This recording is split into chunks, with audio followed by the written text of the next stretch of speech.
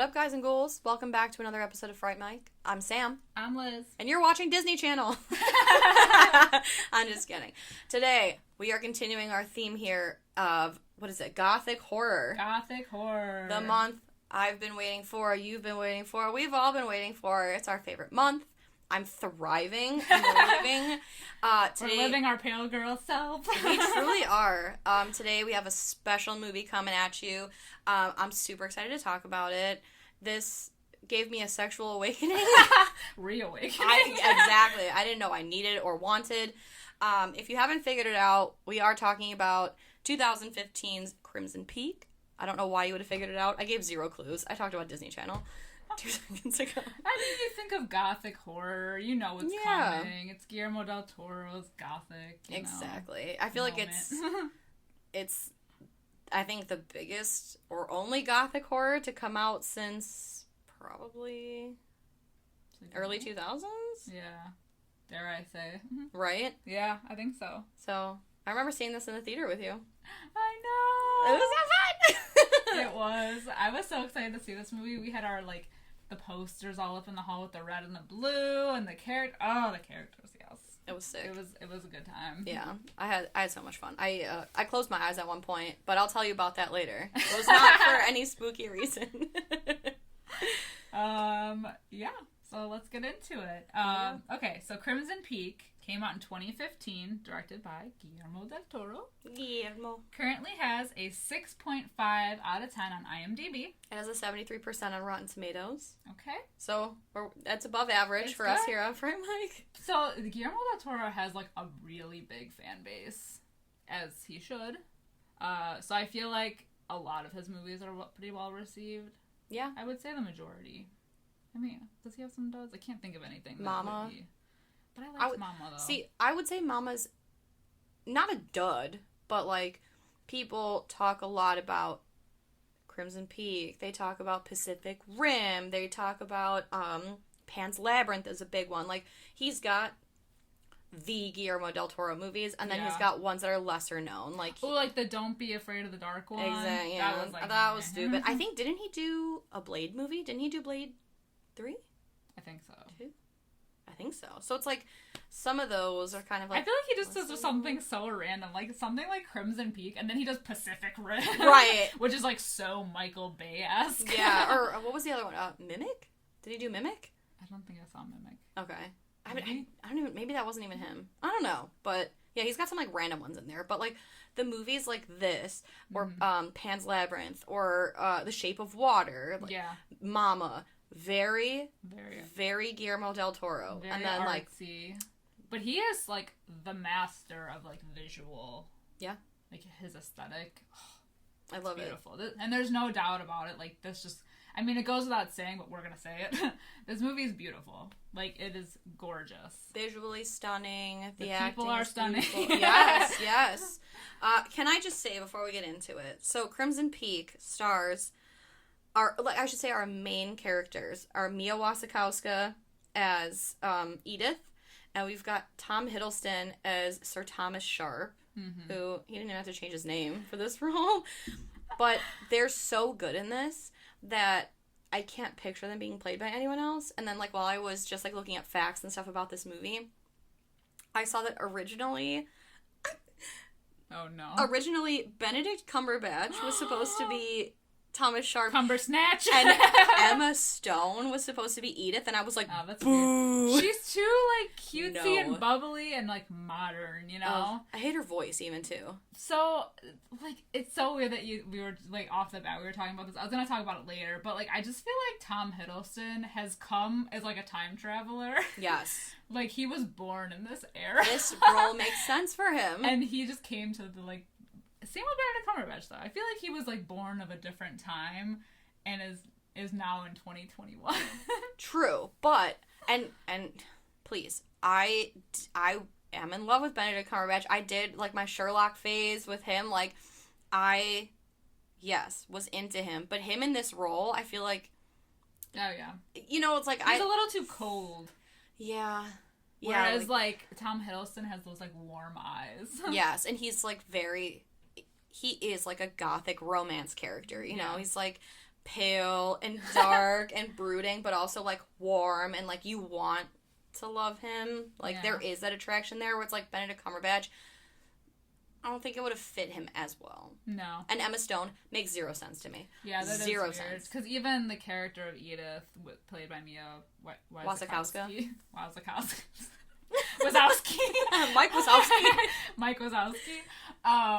She even looks the part. Like, she looks like she is from this era as well. She does really well in period pieces, too. Like, I know she was in, oh my god, not Jane Eyre. Jane Eyre? Maybe. I think so. Jane Eyre. Yeah, I think she was in Jane Eyre. There's just some people who have that face. Yeah. Like, it's an old school face. Like, old age. Not like they're old, but they have that look of, like, it's like her natural self. I don't know how to say it, but, like, you know what I mean. She looks like she's from another era. Yeah. Because people do. Like, I remember asking my grandma that a long time ago. I was like, how come actresses that are in movies from, like, the 30s, the 40s, the 50s, they don't look like the... Yeah, no one looks like them. No one looks like Ava Gardner. No one looks like... You know, it's like... Why is that? And she said, well, it's just from a different time. Like, people were coming to America more like, I don't even want to say like purebred, but it's like people were coming that were like 100% this, 100% that. And so, like, they looked like those people where now everybody, it's like a mishmash of every culture. And so we all look different, which is totally fine. It's just like, it's crazy to think like, how nationalities do play such a role, in your features. It is crazy to think about that people do look so different, and I guess it is the time and like the style, you know, like the makeup, the hair, and everything. And it's crazy how we can like so easily now replicate that on the big screen. Yeah, definitely. Like, oh, it's crazy. Yeah, I couldn't imagine Emma Stone in this role. No, I would have really hated this movie because I can't stand her. I don't mind her. I don't think she would have been right for it. She plays the same character, I feel like, she's like quirky. Like bumbling. Yeah, she's like that quirky nerd, and she's fuck it. I don't like it. I don't like it. There is a character in this movie who I will say is definitely out of place, which breaks my heart because I do love him, and that's Charlie Hunnam. True. I love Sons of Anarchy, which is weird because I'm not like that demographic of person, but I didn't really enjoy the show. So he'll always be Jax Teller to me. Yeah. And he was like this like rough and gruff like guy, like biker dude. And so like to see him in this was just like, and he was like suave in this period piece, and it's just so not him. It's so weird. And I hate to say that he's like typecasted, but like it happens, you know? Like, I remember when 50 Shades was, like, when they were, we're gonna make a movie, and, like, they originally had casted him as Christian Grey, and everyone was like, fuck that! No, way, gross! But, like, first of all, chill. Because he is, like, he's not ugly. No, he's super hot, but, yeah, he's not like that. He doesn't fit the MO of the time. Yeah. Even his accent, he has a British accent, and you can hear, and even in Sons of Anarchy, he like tries to slips out. Yeah, it slips out when he yells, and you know, there's a lot of like in this movie especially, you can tell when it slips out. I feel like when it slips out. Yeah, right. Slip out more often. Exactly. But like, yeah, you know what I mean. Like, it's just like. It's so, I don't know, it's there. But that doesn't even bother me. It's just the fact that he doesn't really fit into this movie that well. Yeah. No, I feel like, I mean, his character is definitely necessary. Yeah. And because I do think he's hot, like, it's definitely, like, a welcome visual on my screen. But on my eyeballs. Yeah, but, like, of all the characters in this movie, he's the only one, that just feels like... a little off. Could have been cast a little different. And he spends most of it in the friend zone, so whatever. I know, which, like, how? Yeah. How are you gonna friend zone that guy? But I mean, she went for Tom Hiddleston, so it's like the better of the two. Yeah. The two. Ugh. And I'm gonna say something controversial yet brave. Here we go. Okay. Everybody was on the H train, the Tom Hiddleston train, when this movie came out because of like Loki and Avengers and whatever. And I did not get it. I was like, he looks green, first of all. Like, his he skin looks like a corpse. He looks corpse, which I'm usually into. But I think it was, like, his hair from Loki and the makeup. Like, he had very flesh-toned green lips. He had, like, gold eyeshadow. I don't know what was happening. This is in my mind. And then his hair, the way they had it styled, it was, like, slicked back, greasy. It looked like a cockatoo. The layers were wrong. I was like, I don't get it. And then you and I saw this movie. And I get it. Yeah. And I feel like it's the only time that I get it. Because I think, and anything else, it's the gothic like, setting, man. it's the gothic set. It speaks to my soul. Yeah. And he's, like, like, what would you even call it? Like, an anti-hero? Because he's a bad guy that you root for. Like, yeah. he's the... But not always. That's the thing about this, and we can get into it when we talk more about the movie, but, like, he twists and turns because, like his character, he is being twisted and turned. Yeah. Like, a lot. Like, True. he feels one way, but is getting pulled into another direction, but tries to do this. So it's like you are, but you aren't. Like, you know that he's, you know, yeah. He's being, like, a puppeteer. Yeah, well, and then his strings are being pulled by somebody else, and he's influenced by somebody else, and so at that point, you're like, why are you so weak that you won't do the right thing? And it's like half nature versus nurture, kind of, also, you know, because of, like, growing up, and their household was, you know, fucked up, and, you know, like, his sister talks about how, like, she saved him from beatings and everything, and, like, they were all each other had. But also, he's a product of the environment as well. Like, you know, like... Their whole weird thing. Right. And then, like, so I guess that's the nurture part. The nature part probably is that he is, like, a good dude. Yeah. You know, and at the end, that really pokes through. Shines through. Pokes through, kind of literally. Literally. Well, let's get into the movie a little bit more. We can talk, you know, throughout. Yes. But it opens where we have our, like, young Edith, who is haunted by the spirit of her dead mother. This part is so creepy. Like, so the beginning where she's, like, in the bed and... The shadow with the hands. Oh, God. Fuck. It reminds me of Insidious, that clock at the end of the hall, and, like, oh, God. Yes. And the hands, like, the shadow, very, like, Dracula. Yeah. Very creepy. Yeah. Very, like, Nosferatu. Yeah. Yeah. And it's, like, it's crazy because, like, you don't really, you just see, like, usually in that kind of circumstance, they would show, like, the shadow, and then, like, they'd cut away or whatever, but no, they, like, just show the full figure coming at her, and it's like, ah! And you know how I feel about hallways. Oh, absolutely. Well, first of all, she's psychotic anyway for sleeping with the door open with a creepy hallway like that. Yeah. I would face the wall all the time. Yeah. That's so creepy. Yeah, you don't face your bed to, like, face out into a hallway. Hell no. You're asking for a demon. You're asking to for be trouble. at the end of that hall. You're inviting it in. Yeah. No, I don't like that. Yeah.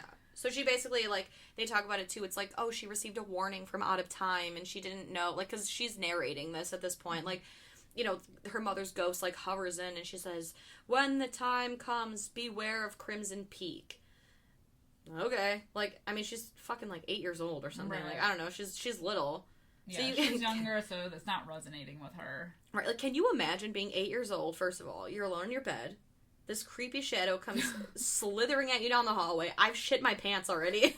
And then it says, beware Crimson Peak. I don't even know what you're talking about, dude. Who are you? I went deaf with fear minutes ago. I have no idea what you're saying. Yeah, no, absolutely not. No. And so that would not stick with her. And it doesn't really, it kind of sticks with her, but it doesn't. Yeah. So moving on, we're, like, ahead 14 years. We're in Buffalo, New York. Yeah, in Buffalo, New York. She's now grown, and she's the writer of ghost stories. Yeah. Not love stories. She wants to be published. Her handwriting's too girly, so she wants to use a typewriter, but she's, like, going to show this guy. She wants to get it published, and he's like, oh, it's a ghost story. Your dad didn't say that there were ghosts in it. She's like, well, it's not a ghost story. It's a story with ghosts. The ghosts are a metaphor, and this... So she's basically writing a story describing the movie that we're about to see, because the movie that we're about to see is a ghost story, but it's also a story with ghosts. The ghosts are a metaphor for a lot of things, like for the past and for guilt and feelings and yada yada. So it's just kind of like this thing, this running theme throughout the movie.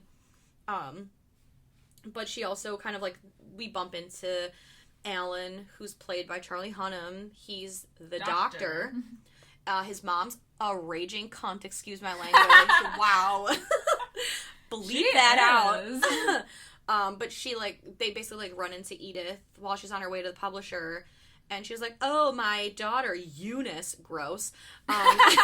She's going to meet with this baronet, Sir Thomas Sharp. He's from London, and blah, blah, blah. And Edith, ew, gross. You're just going to die. You're going to die like that old spinster. Jane Austen. Jane Austen. And she's like, I prefer to die like Mary Shelley. She died a widow. Which she does. Well, yeah. Edith doesn't die, but she does become a widow at the end. True. So, yeah, again, reflections everywhere. Yeah. So it's like that whole thing is like we're setting up that kind of rivalry and like the whole shock for when Thomas Sharp doesn't pick.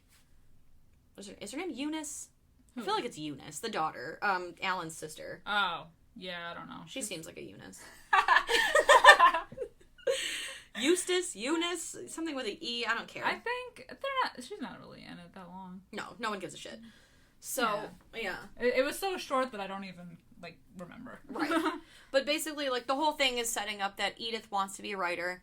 She's a writer of ghost stories. She's trying to basically get this shit set up, and her dad's like, oh, I bought you a pen so you can, write your story. You need a good pen. Every writer needs a good tool. And she's like, my handwriting's too feminine. I need to type it, so I'm going to be at your office. She's sneaky. Tomorrow morning, so it looks very handsome. Yeah. Which leads to her being at his office when Sir Thomas Sharp, Baronet, arrives, and he's like, yo, I got a date with your dad. Swooping on in. And then she takes his business card, and she was like, oh, you're the Baronet, because, like, it's this whole thing, it's like, he's a leech, he's this, like, before she even meets him, she's judged him. Yeah. Judged him HXC. They're all the same, these men, and she's, like, super feminist. Yeah. Yeah, so she doesn't even give him the time of day. Absolutely not. But then she meets him in person, he's tall, he's dark, he's handsome, and he's like, I loved, like, oh, this story, this is pretty good. Who wrote it? She's like, I did. Me, I did. I wrote that. Hello. And now she's giving him the time of day. You can hear her clothes disintegrating. As we all did in the theater. Absolutely. And then he goes upstairs to pitch her dad. He's like, yo, back in England. Or no, I'm sorry. He lives in Cumberland. Yeah. At Allerdale Hall. Yes. He's like, yo, we got a lot of this, like, red clay.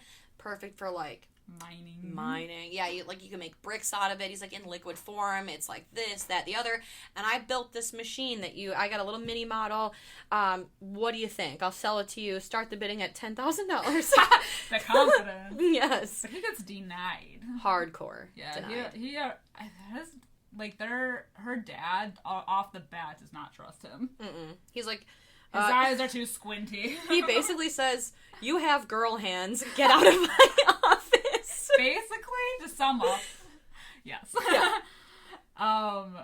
Yeah. And then there's, like, a couple scenes where she's flashed back to, like going into, what's his nuts' office?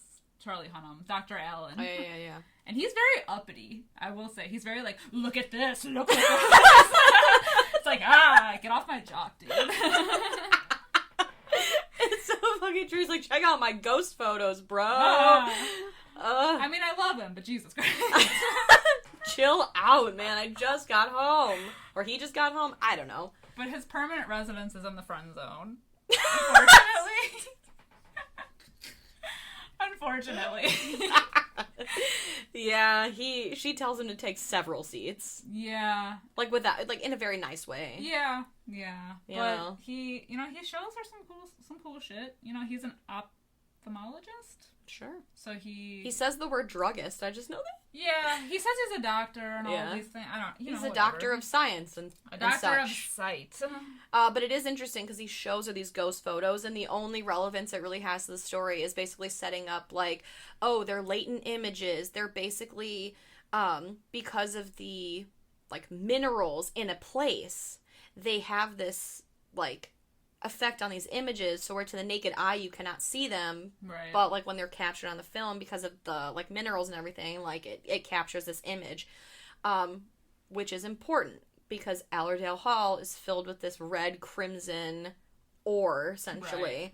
Right. Minerals, yes, and there's obviously ghosts, right, everywhere, right. So we also learn that the Sharps are in cahoots with each other, but they're I think this is when the dad discovers, like, their, like, secret about Thomas being married. Oh, like, he has the letters, and he's basically, like, paying them off to, like, leave because he realizes that, like, he's getting closer to his daughter. But not before they have that candle dance. Oh, right. The candle dance. Yeah. So we first, like, meet Lucille Sharp, Lady Lucille Sharp, at this ball. So, like, long story short, Edith doesn't go to this ball at Alan's house because, again, his mom's up, see you next Tuesday. And Thomas Sharp ends up, like, waiting. He's like, oh, I waited for your dad to, like, leave. You should come to the ball with me. Creepy. And she's freaked out because she got a warning from her mom's ghost again. Same warning. Beware of Crimson Peak. Right. So she goes to the ball. Everyone looks pissed because she showed up. And then his mom's like, oh, you'll find your place. Turns out... She's like, yo, dance with my daughter Eustace or Elaine or whoever the fuck. And he was like, no, I'm going to dance with Edith. And everyone's like, ooh. So then they have this, they're doing a European waltz. And he says, like, oh. Very specific. Very specific. He says, in the hands of the lead dancer, a candle will not go out because the movement is so smooth if you're doing the waltz right. They dance, the candle doesn't go out. Smooth. Also, keep in mind, when we meet Lucille, she is wearing crimson. She wears and she's also wearing a heavy resting bitch face. Absolutely. She looks pissed. Yeah, and I know we talked about this in our Patreon episode of, like, we had her as a villain, what her weapon would be, and it's definitely that resting bitch face. Absolutely. It scares the pants out of me. Oh, yeah. For sure. Yeah.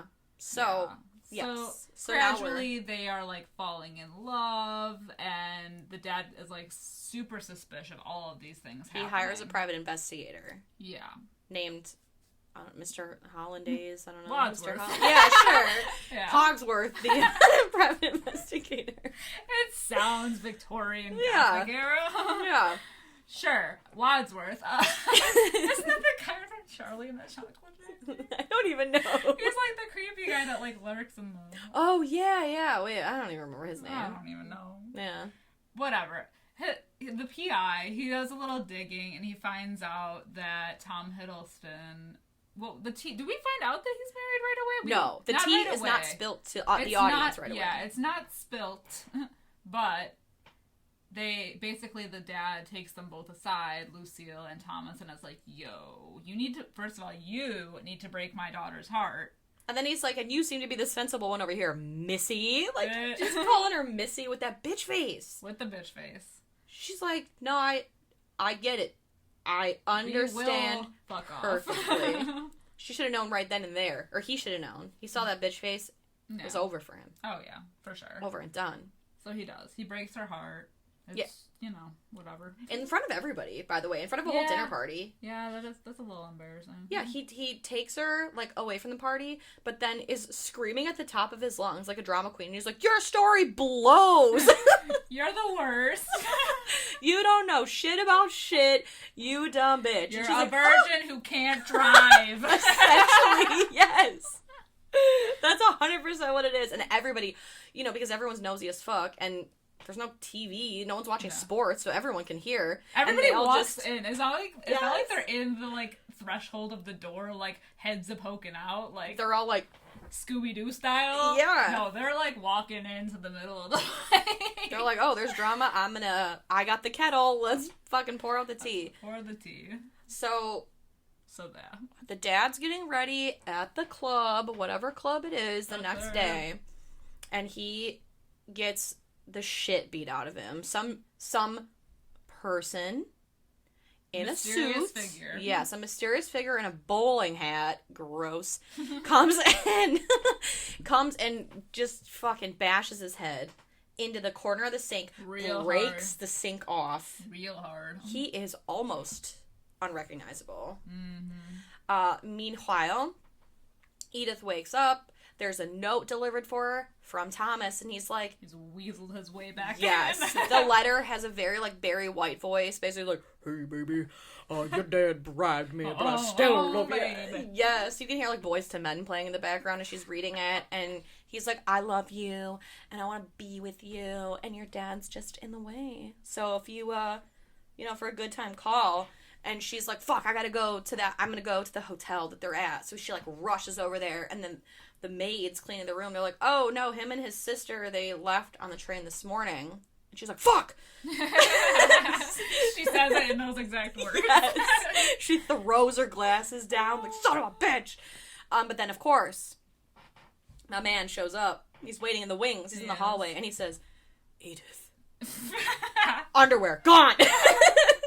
Disintegrated. Everyone's clothes in this movie just disintegrates. Yes. And they make out. But, good news is shortly followed up by bad news. And the death of the father being announced. And, she has to go identify his body, which is fucked up. Yeah, it is fucked up. And Alan's like, don't look, Edith, because I'm his doctor and I'm his physician. And she's like, no, he's almost 16. Yeah. He's trying to dress young because he doesn't want to look old and his hands are cold. It's really sad. It's sad. But then at the funeral... But good guy Alan, at least he tried to step in there. So at the funeral, we see that Edith is wearing Lucille's ring that we saw earlier, and she, like, gives it to Thomas, and she was like, don't fuck this up, we got a job to do. So it's on her ring finger. So now when we are transported to Allerdale Hall in Cumberland, England, they're husband and wife. Yeah. They're already married. They're already married, and so he takes her away to the old family mansion, which is gorgeous. I love it. House of my dreams. I love the little red clay path to it. It's sick. Yeah, he takes her there, and it's beautiful. However, it's very dilapidated. Yeah, it's very cold. Like, the ceiling has a giant hole in it. Yeah, which makes for beautiful scenery when it starts to snow. Yeah. And, like, the leaves are falling through, so it's, like, super pretty.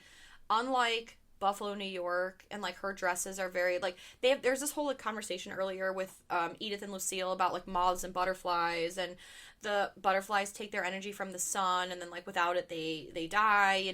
It's cold, where moths survive in cold areas. Butterflies are typically very, like, colorful, which is Edith. Moths are not. They like to hide in the dark. They're usually darker colors.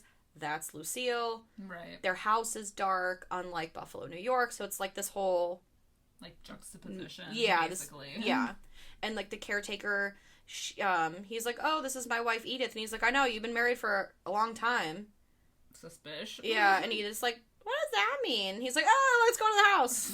And they find a dog. The dog is a papillon, which is French for butterfly. Oh, shit. Look at you with the facts. So, I mean, look at you with those facts. Come on. I took a French class once. I know what's up. I'm an expert. Right, I'm an expert now. Yeah, it's crazy because, like, it's just, like, this giant mansion in the middle of, like, buttfuck nowhere. But they're, like, she kind of asks Thomas about, like, how do you and your sister, like, keep this up? And he's basically like, we had to. Right. I did what I had to do to survive. Right. So, like, there isn't, like, a clear cut. They kind of bullshit her off the bat, which is weird, which is something I actually want to talk about. Her, like, definite, like, character shift of her being this, like, super intelligent, like, uber feminist, like, powerhouse of a woman in the beginning to being this, like, kind of, like, I don't want to say meandering idiot, but, like, I feel like she gets that way, though. Yeah. Because she just, like, buys what they're selling, And, like, I don't know if it's, like, if you can contribute it to, like, she's out of her element, she's not in the same country, you don't know what she's alone, her dad, like, she's suffered such a heartbreak, such a loss, so, like, I don't know if she's delirious, I don't know if she doesn't want to, like, overstep her boundaries, she's on unfamiliar terrain,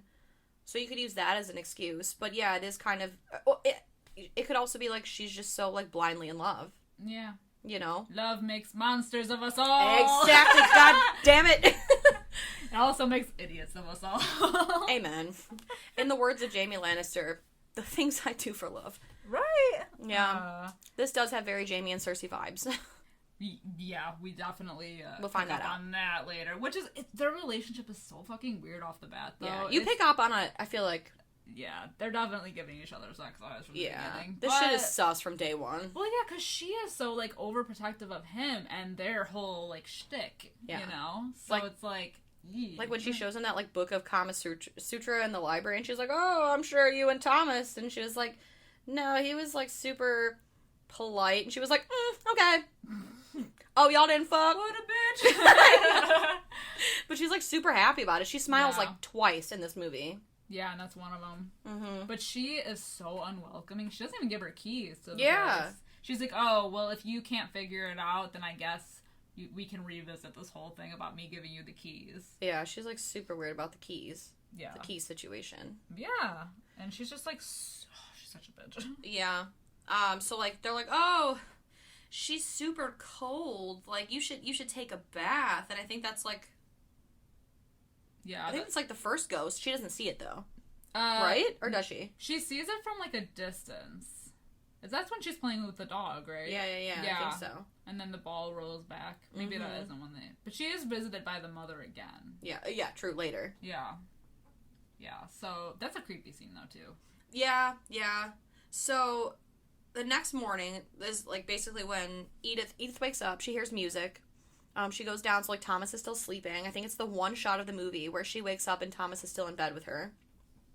And she goes down, and Lucille's in this great room, and she's telling her, because Edith is like, oh, I can just imagine, like, you and Thomas as kids, like, he's coming up with these inventions, and you're playing music, and Lucille's like, we weren't allowed in here. Mm-hmm. My mom was a bigger bitch than I am. Hard to believe. They even have a giant, like, picture in the hall.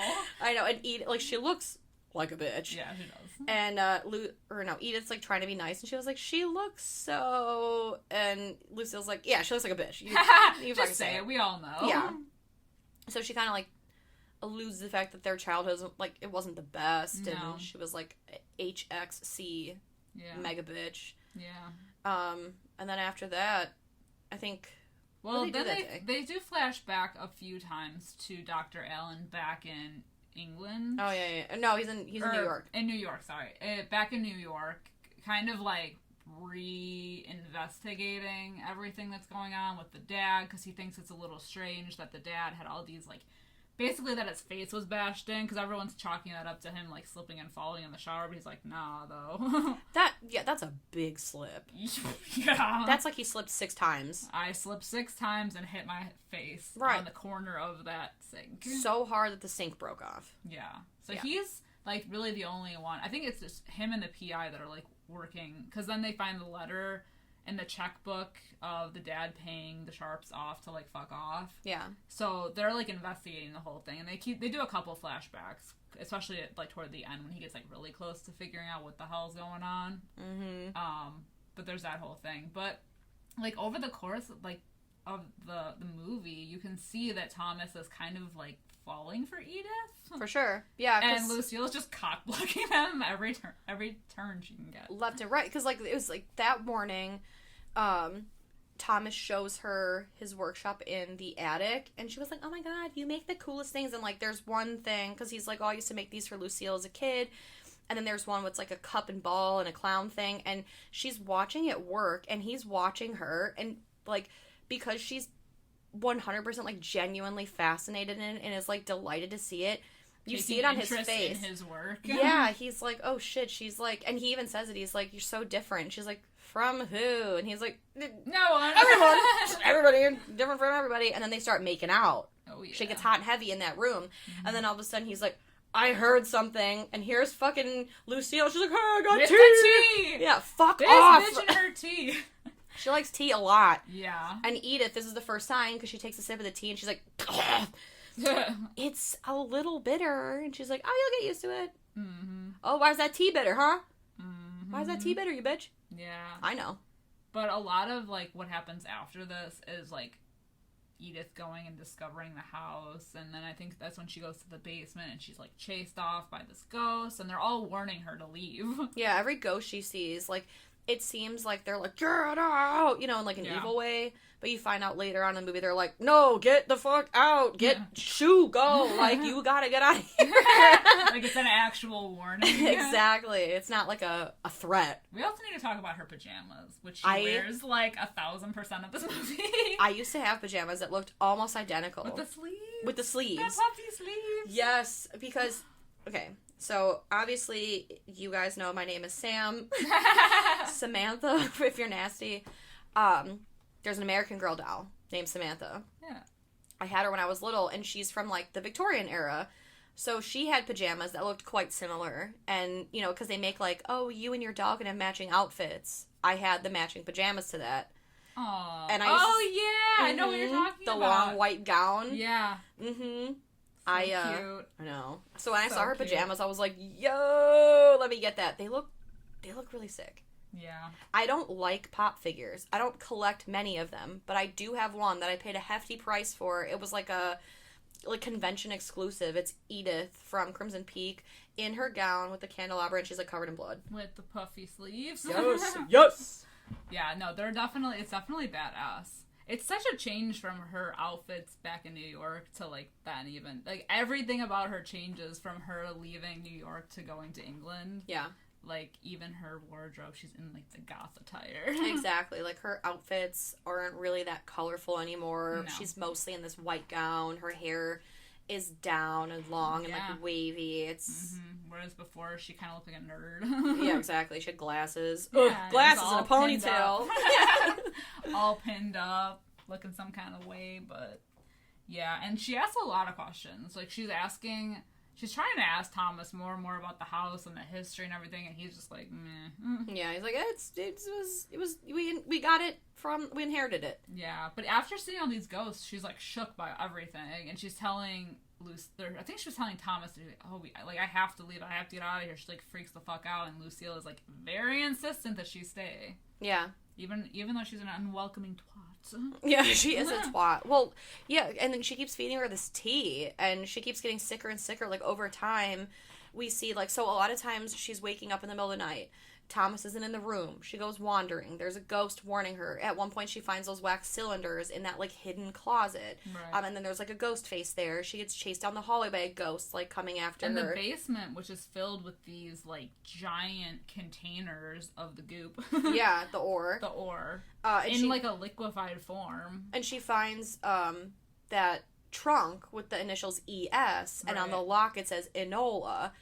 Which, fun fact about the name Enola, if y'all didn't know, Enola is the word alone spelled backwards. I thought you were going to go the Sherlock Holmes route. No, what's that? It's like, I think it's his sister's name. Oh, yeah, no, absolutely I think. Yeah, because they made that whole Enola Holmes. Is that his daughter or his sister? Who cares? I don't know. Nothing to do with this movie.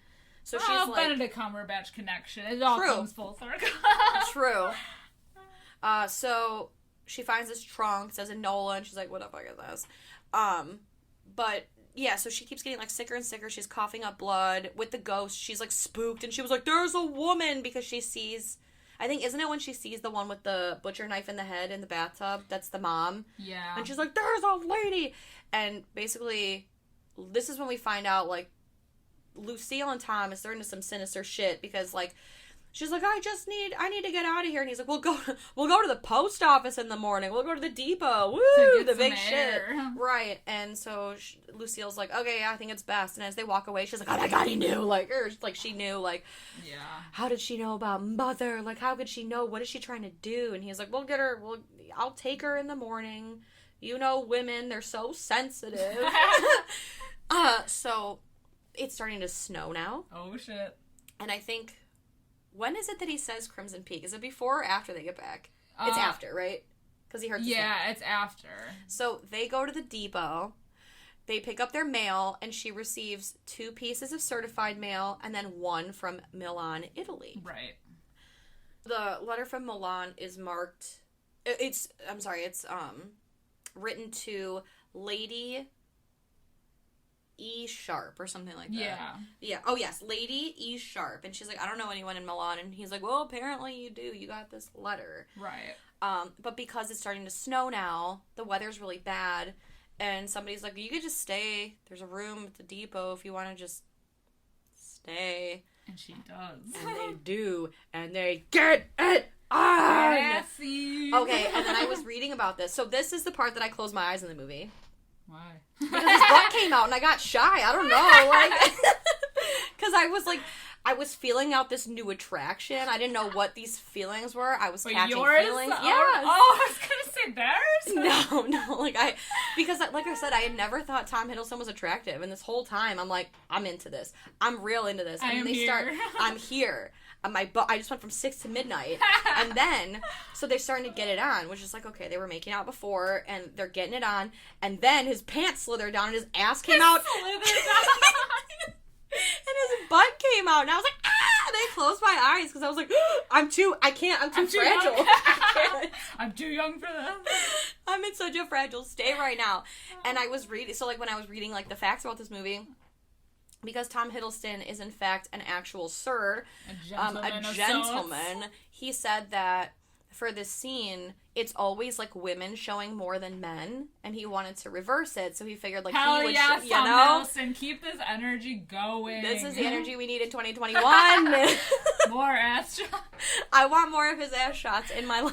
Apologies to any men listening for the amount of thirst that is happening here. We are filling the room. It is flooding. I have a canoe. So they consummate their marriage, and it was so fun to watch. It was a joy. An absolute I had fun. Pleasure. I smoked a cigarette after. In the middle of the theater. Honestly, I think at this point, too, is when Dr. Allen, who's doing his due diligence back in New York... He's a real Sherlock. Yeah, he really is. He finds out that Sir Thomas Sharp is actually still married. Mm-hmm. He finds out the tea. The tea that the dad had on him. Mm-hmm. Because he's like, oh, you had... You know, he finds out, like, oh... He hired a private investigator to talk to him. Excuse me. Yeah. I have the wine burps. Yeah. I'm just being honest. So, like, yeah, they find out he's married. And he's like, well, fuck, I gotta get over there. I gotta get going. Yeah. Man, the passion for this guy. I mean, is this like what every dude in the friend zone does? Like, Probably. They just do their due diligence to, like, break up whatever. Well, see, now... I think so, because I'm trying to think, like, of my celebrity crushes. If there was if I found out... There was a chance. Even a sliver of a chance that I could get in there and break that up. Yeah. I'm going for it. I'm taking that shot. You miss 100% of the shots you don't take, and I'm taking them all. I want to show up and be like, she married. Yeah, and he does. Because he goes all the way there. He goes all out, man. Yeah. So... They come back from the depot. She's feeling good. Edith's the rosy. She's got color in her cheeks, and she's like, I had sex. We fucking I just had sex. And it felt so good. Thomas is like, felt so good. There's a choir. Exactly. So they Lucille, roll. though. Oh, she's pissed. She's pissed. They roll she's in. Like, what the fuck were you? Mm-hmm. Because she's like, her goddamn mind. She's like, I was making breakfast, and he's like, you were gonna burn it. And she was like, where were you? You were gone. You were gone all night. Mm-hmm. Oh, you were gone all night. You didn't even come home. I was worried about you and him alone. In the storm, because Edith's like, wink, wink. No, yeah, I was with my husband, dude. Back up. Yeah, it's so fucking weird. She throws that food. At that point, I would have been like, okay. Yeah, I would have been like, you're fucking my husband, aren't you? You're fucking your brother, aren't you? You gotta ask the questions. You gotta be brave. You do. Mm-hmm. And it's weird. Right. If it walks like a duck and it quacks like a duck, it's a duck and it's fucking its brother. And there's not that many scenes with, like, the three of them, I feel like. Right. Where there would have been this, like, confrontation to, like, be like, okay, listen, what the fuck is going on here? Exactly. So there's only a couple scenes where they're all three together. Right. So there's never a chance. And, like, this is, like, super weird for Edith, and she's like, I feel like I don't feel well, and then, like, because Lucille was so fucking crazy, like, came at her with this violent-ass energy about, like, spending the night alone, then all of a sudden she's like, I'll make you some tea, and, like, fucks off. With the tea. And then, Edith takes the opportunity to steal one of the keys from Lucille while her guard is down. Because the key says Enola. Right. And she's like, oh, that's for the case. Right. So she goes, takes it, wanders on back down to the basement, opens the case, and finds a gramophone. Yeah. And some envelopes. All of this hot evidence. Exactly. And one says Edinburgh, one says Milan, one says London. And those are the three places that her dad had mentioned that Thomas Sharp had already pitched his idea to way back in the beginning when he's like, you like my machine? We'll start the bidding at $10,000. And he's like, oh, I see you already hit up these three places and none of them wanted you. So she's like, oh, those places sound familiar. I'm gonna do some digging. Right. Meanwhile, back outside, Thomas is fucking with his machine. And he's getting it working. He's like, it's been running for like 2 hours straight or whatever. I gotta show Edith. And she's like, Edith? No. Ooh. You and I. This is a you and I thing. Lucille's getting left in the dust. Getting jealous. And meanwhile, the visual we get is we see Tom Hiddleston's footprints, in the snow. And the red ore is coming through, very much like his ghostly footprints. The foreshadowing. We haven't even talked about the ghosts. Oh, yeah. So the ghosts are red. And they're Doug Jones. They are Doug Jones. And I think there's a lady ghost, too. Like a lady character actor. We haven't even talked about, like, how they look. I think they look cool. They look very cool. They're all crimson. They're very, like, I don't want to say sinewy, because that's not the right word. But, like, just, like, corpsey. Yeah, like, they almost look like they're, like, half melted. Yeah, and it's, like, and the ghosts, they're not CGI. They were, like, right. the effects were done, like, in camera, so when somebody's, like, crawling after Edith or whatever, it's an actual person. When they're interacting with these ghosts, they're actual people. Which is so cool. Yeah, which I really appreciate, because, again, I think I mentioned this in a previous episode, but, like, I feel like when you have the green screen, or, like, when you're acting with nothing, it's a little weird. You get, like, a better reaction out of people when you have, like, if someone's actually chasing me. Right. You know? Right. It's really cool. And I actually read that, similar to, like, when we were talking about Sleepy Hollow with, like, the Mario Bava, like, influences, that he also wanted, like, that kind of, like, that Technicolor, like, style. And that's why he went with, like, the red and the blue and, like, the coloring of the movie. So I think that's really cool. Like, he was really into the idea of having this, like that style. Yeah, I like it. Yeah, it's so cool. It works. He was an influence. Love to see it. And they were kind of unique. They were different.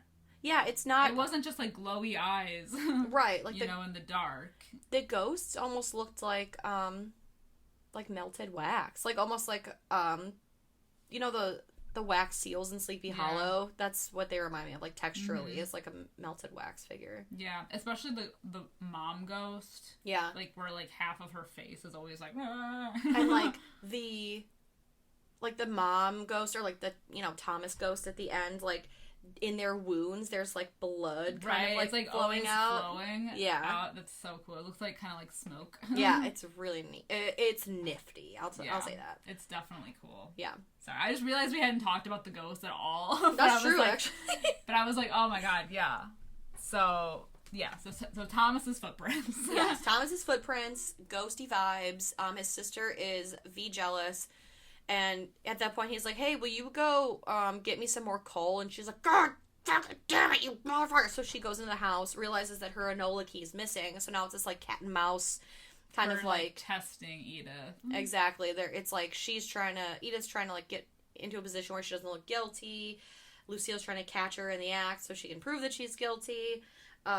It basically just culminates in Lucille finding Edith, like, quote-unquote being sick in a chair, and she's like, will you get me a glass of water? And so while she's getting the water, Edith sneaks the key back onto her key ring. But she knows. Yeah, but she already Lucille knows. So she already knows that she knows everything. Mm-hmm. Because she suspects that, she found everything in the basement. We also, when she was in the basement, there was, like, that corpse that was floating in the orb. Oh, yeah, I feel like, but she didn't see that. Yeah, she didn't see that. I don't know, but I think it was just, like, another thing. Yeah, another ghost. Yeah, it could be. But, yeah, so all is found out about. Yeah. And, oh! Yes, wait, I'm sorry, I had, like... So we get to the point now where it's the middle of the night again, she's listening to those wax cylinders, right? Yeah. There's a Guillermo Del Toro, I don't think he... No, did he direct Scary Stories to Tell in the Dark? Or did he just produce it? I think he produced it. Okay. So it's a Guillermo Del Toro movie.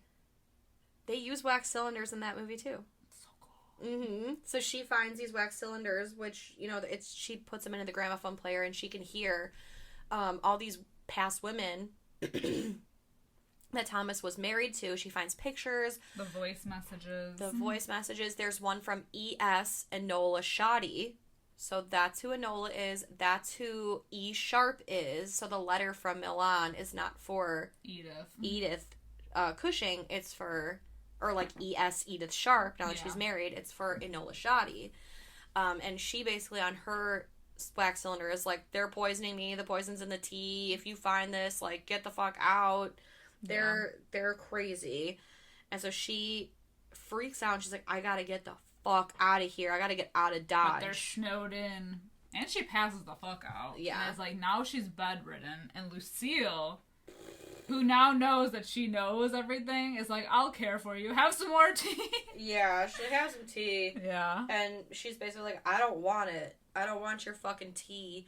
And Lucille's like, well, you have to eat, so eat this porridge. And she's like, I cared for my mother in this bed, and, you know, like, even when my dad broke her leg, I cared for her, and yada yada, and I'm gonna get you better. And Thomas comes in, and he's like, I need a minute alone with my wife. Yeah, this is when the walls start crumbling down. Exactly. Their whole thing. Exactly. And at that point, when he comes in, he's like, I want to speak to my wife alone. Get out of here. And he's like, don't drink the tea ever. Period. I was like, ooh, my clothes melted off again. Because he loves her. He's in love with her. And so when he goes downstairs, he's like, she's dying, Lucille. Like, she's dying. We have to stop. You have to stop feeding her the tea. And she's like, no, or she knows everything. She stopped drinking the tea, but it's fine because I put the poison in the porridge too. And he's like, enough. Yeah, he had it. He's like, not this time. Not this time. Exactly. It's different with her. And that night, Edith goes wandering around yet again and finds what we've all suspected this entire movie. The Sharps are into it. They're getting it on. They're in it. They are in this incestuous relationship, and her heart is broken, and it's creepy and weird. It's wild. So, like, a ghost points it. It's like a ghost of Enola Shadi holding a baby. We all assume it's her baby because we saw the photo, so we're like, oh my god, this bitch is a monster. And Lucille comes running out in this fucking white gown. It's flowy. Her tits are bouncing. And she's like, it's all out in the open. I can fucking see that. And she's like, so we might as well just, like, we'll get it on or whatever. Like, we'll talk about it. And she's like, y'all are fucked up. She's like, you guys aren't, like, actually brother and sister. And she's like, oh, no, we are. And then pushes her off the balcony. And she falls. Not only does she fall, she hits her back or her leg or something on one of the banisters, cracks it, and, like, does, like, a backflip onto the floor. Just like propeller guy in Titanic. Exactly. It's that vibe. That whole thing. But meanwhile, there's a pounding on the door. Mm-hmm. Enter Dr. Alan. Alan Mc whatever his name King is. of Friendzonia. He's arrived from the friend zone. He found his way to Allerdale. In a snowstorm. On foot. The dedication. The dedication of this man. Give him a medal. There's 3 men in this entire world I would do that for, and none of them are my boyfriend. My dog. Honestly. Bill Skarsgård, holler at me if you're listening. That's awesome. He was one of them. He wakes up and they're all like, I think it's Lucille. She's like, don't listen to her ravings and rantings. She's delusional and everything because, like, when Edith comes to, she's like, gotta get the fuck out of here. And of course, Alan already knows what's good. Right. Like, Lucille's trying to, like, kind of play it off like, oh, you came just in time. She's so ill. It's a godsend. And he's like, you didn't take her to the hospital? And Lucille's like, oh, we're snowed in. Well, you're here now. So he's like, but he's insistent. He's like, I'm taking her away. And that's when all the bombs get dropped all at once. Yeah. Because they basically grab a knife and Lucille tells Thomas, she's like, you gonna do it this time or is it gonna be me again? Mm-hmm. So of course, Edith stabs Alan first. Yeah. When he's like, Lucille stabs Alan. Right. When he's trying to take Edith out of here. But we also learned that, so their mom had died. Like, Lucille's the one that killed their mother. Absolutely. At a bathtub. Yeah. With that butcher knife. Yeah, and then he drops the whole thing about Thomas still being married, and then that's when she stabs him. And then I think he, like, crawls his way over to the door, and then Lucille gives Thomas the knife, and she's like, finish him. Yeah. And he walks over, and, like, of course he doesn't really want to kill the doctor, so he's basically like, well, you're a doctor, tell me where to stab you. Yeah, right, show me where. And so he does, so it's, like, not a... right. It's not a fatal... mortal wound. Yes. So they make, like, a whole big production of it. Tom Hiddleston looks fantastic. His legs are so long. His silhouette is amazing. But then, he... Basically, Tom Hiddleston, like, this whole thing, it's basically crazy. Like, Tom Hiddleston helps Charlie Hunnam get to, like, the basement. Yeah. And he's like, hey, hide out here. I'm going to go get Edith. I'm going to stop her from signing those papers that would give us all of her dad's money and inheritance. And I'm going to bring her and we're going to get the fuck out of here. Right. So Edith is upstairs with Lucille. And this is where, like, more tea comes out. Because she's like, oh, you even killed, like, Enola's baby. And she's like, no. Nobody fucked Thomas, except you, apparently. None of them did. The baby was mine. But I shouldn't have kept it. But it was born wrong, and I wanted it. And Enola thought she could fix the baby. So I think Enola's the one who killed it, because it was probably, like, a monster. Yeah. But also, yeah, like, she killed her mom. She admits that she killed Edith's dad as well. Yeah. So, she's just, like, an evil bitch. Dropping all of the bombs. Yeah. Spilling all the tea. Yeah. And then... So then she makes her sign the papers. Yeah, because she's like, you have nothing left to live for. Yeah. Sign the papers. Really shoving the knife further in the wound. Yes. But then Edith, using the pen that her dad gave her, stabs Lucille in the chest. Yeah. And then fucking gets out of there. And yeets right on out. She sure does. And she runs into Thomas, and she was like, you lied to me! And he's like, I did. And then she's like, you didn't love me, or I don't know, something. And he's like, no, I do. Like, I love you. And that's like, why I want to help you out. Exactly. So he's like, go down to the basement with Alan, and you wait for me, and I will be right there. And she was like, okay. But he wasn't. But he didn't come back. So he has this confrontation with Lucille, basically like, I don't want to do this, like, it's not right. Yeah, and he admits that he loves her. He loves Edith more than he loves Lucille. Right. And she said, you said you would never love anyone ever more than me, ever. You said you wouldn't fall in love. And he's like, shit changes, baby. It's the times, man. The times, they are changing. And she don't like that answer. She stabs the shit out of him. Not only through the heart, but in the face. In the fucking face. It looks painful. I audibly gasped. Yo, yeah. And it's so fucking sad because he's, you know, the hot guy. Yeah. The brooding, hot, sensitive dude he's made a turn around, he's fallen in love, and he dies. And he's been under her spell for far too long. Yeah. And she's just like a fucking psycho. And so then she goes full psycho after he dies. It reminds me so much of the game Fatal Frame 2. There are two twins. One of them is evil as fuck. Oh my god, what was her name? Sai? Anyway, she's wearing this, like, in the game, she wears, like, a big white kimono, and she, like, chases after you and, like, flows behind her, and because she's got that, like, white gown on, like, when she's running, it just, that visual, it reminded me so much of Fatal Frame 2.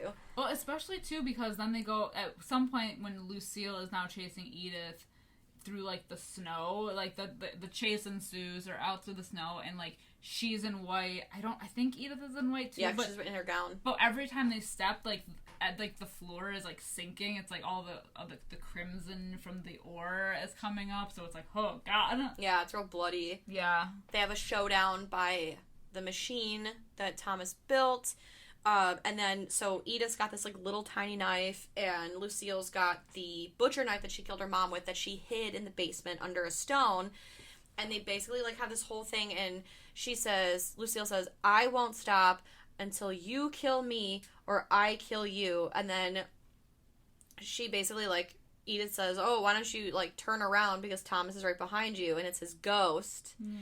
And it's so sad. And the blood is, like, flowing out from his wound and distracts Lucille long enough for Edith to hit her with a shovel. Yeah. And then she, like, kind of, like, half gets up, and then she says, I won't stop until you kill me or I kill you. And then Edith hits her again, delivering the death blow, and she says, I heard you the first time. And then it's so sad, because then she touches Thomas's face, and then it's, like, a little wisp of smoke as he fades into shame. Yeah. And it's so sad, and then it's basically, like, the beginning of the movie is kind of, like, now the end of the movie. Yeah. Because we see that whole visual at the beginning. and she kind of repeats, like, ghosts are real, blah, blah, blah, and she talks about, like, sometimes they're attached to a place, sometimes they're attached to, like, a person, and whatever, and, we see the ghost of Lucille playing the piano. Ooh, that was such a good visual. Yeah. It's creepy. Yeah. Now, and that's where the movie ends. Yeah. Well, we see, like, Alan and Edith, like, walking away. Yeah. But do you think Thomas, like, as a spirit, feels vindicated that he helped her and that's why he faded away, or do you think he's in Allerdale Hall? I mean, I think he is vindicated in that way because, yeah, like, they didn't show him in the end. They just showed Lucille there, who's, like, permanently in mourning now at the piano and alone. With her ghost mom. Yeah. So, I would hope so. I hope so, too. I think that's why he, like, kind of faded off. Yeah. Yeah. It's like he learned his lesson and kind of redeemed himself in that way. Yeah. By helping her. And so that's how he was able to kind of be, like, set free. Exactly. That's how I like to see it. In my brain. I love him. That is how it goes. Yeah. Oh, so much to unpack. But in the end, what would you give this movie if you were to rate it? No question. 10 out of 5. Would recommend. 15 out of 5. Exactly. Yeah, definitely a 5 out of 5 for me too. Which I know is crazy, like, because we don't usually give our 5s that often. But I fucking love this movie. I know. It's great. I can't say anything bad about it. Yeah, I mean, I think if I had to pick, like, one thing, I think that they let Edith explore a little too much. Yeah. For people who didn't want her to find out all these secrets, they definitely leave her alone a lot to go and find out all this shit. But, like, that's it. Like, everything is beautiful. Like, I know we talked about it a lot, but, like, the visuals, the ghosts, like, the costumes, like, everything is perfect. Yeah. Even the casting is a little off, like, just with Charlie Hunnam, I guess. But even still, it doesn't bother me. It doesn't, like, take away from the movie for me. No, and he's, like, I mean, even though I feel like he's kind of miscast, he is, like, the antithesis of Tom Hiddleston in a way. Like, Tom Hiddleston, not Jax, oh my god, Charlie Hunnam is tall, like, he's a tall actor, but I just feel like he's, like, more muscular, and he's blonde, and he's, you know, like, he's got, like, color to his skin, you know, right. Where, like, Tom Hiddleston, he's tall, thin, ghostly, like ghostly, like the ghosts in this mansion. Exactly, dark hair, dark features. Where like Charlie Hunnam's not like that. It's like the American boy image almost. Exactly, and it is funny too when they do flash back to like New York versus England. You know, like all the color is like drained out when they are in England, but then when they're in New York, it's like everything is like candlelit and it's beautiful and it's warm, and it just feels so cold when you get those shots of like the three of them in this mansion. Yeah, exactly. It's just like that whole, you know, side by side shot. Yeah, it's very that. It's and it like especially with the metaphor of like the butterflies and the moths and everything. Like everything in this movie is tied together so well, even down to like the dog being a papillon, which is a butterfly, and you know, I had no idea about that. Yeah, because their ears look like the wings of a butterfly. Aww. All right, guys, that's gonna be it for us for today. Thank you so much for listening. As usual, if you want to continue a conversation about this movie, if you like this movie, let us know. We are on Instagram, Facebook, and Twitter at Fright Mic Podcast. If you're interested in hearing more from us, we do have a Patreon at patreon.com/FrightMicPodcast. If you have a minute and you don't mind, throw us a review. 5-star review. Nothing less. Rating wherever you can. We would love to be in the ears of more horror fans like yourselves. Absolutely. We love haunting your airways, and we hope to be specters in other people's lives as well. We like to be orbs in the room. Exactly. But yes, we hope you join us all month long. We are talking more gothic horror, more Wait thirst. to see what we have next week. It's so good. It's gonna be great. But yeah, until next time, I'm Liz. I'm Sam. Rest in peace.